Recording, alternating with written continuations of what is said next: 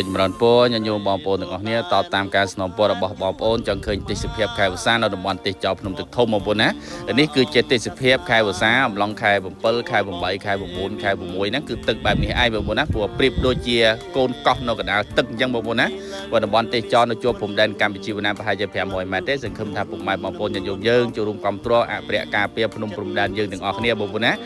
តំបន់ទេសចរនេះគឺនៅជួបប្រទេសវៀតណាមប្រហែលជាខ្ទង់500ម៉ែត្រទេស្ថិតនៅស្រុកកំពង់ថ្លៃខេត្តកំពតយើងហ្នឹងបងប្អូនណាសង្ឃឹមថាបងប្អូនចូលរួមគ្រប់គ្រងចូលរួមផ្សព្វផ្សាយហើយជាពិសេសតំបន់ទេសភាពដែលស្អាតគ្មានពីរនៅព្រំដែនគឺកន្លែងហ្នឹងឯងបងប្អូនណា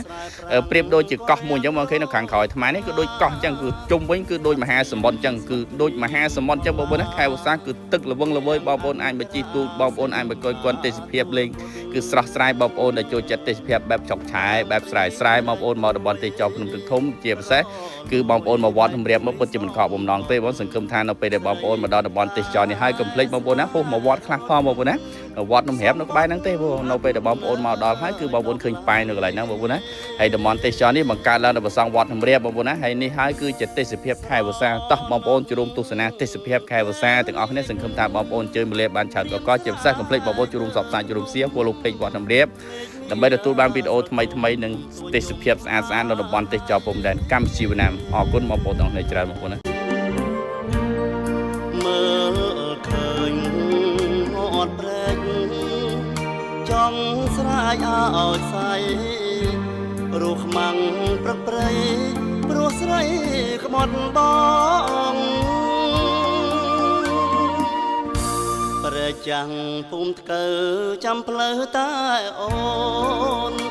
គង់គៀរុក្ខាស្រពូនលុតតួអូនម្ចាស់ក្បូនចំឡងជួយចែវឲ្យផុតសង្មុតរៀងស្ងួតនេះផងកុំឲ្យរៀមក្រៀមបំណងទុំបងក៏អងយំស្រែក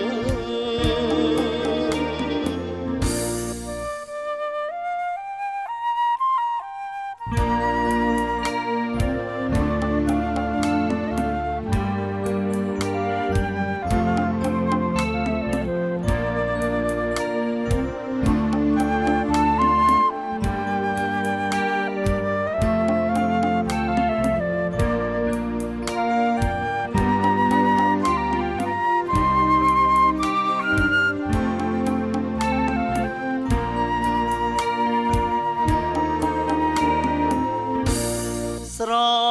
ណោះពេលងាចព្រាមស្រែកលើភ្នំមេឃមាស្រទុំទួញយំអាឡ័យមើលឃើញមាត់ព្រែកចង់ស្រែកឲ្យស្អីរស់ខ្មាំងព្រឹកព្រៃព្រោះស្រី